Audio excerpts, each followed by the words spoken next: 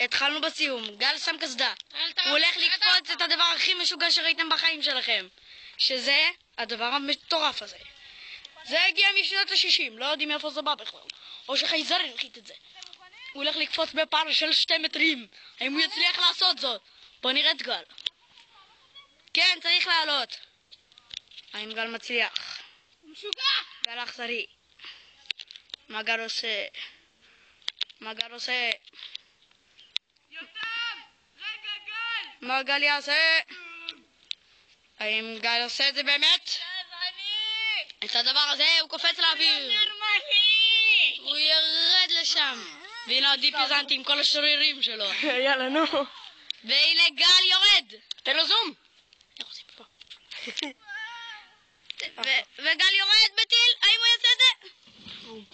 הוא טיפש! נו, צילמת? גל התרסק!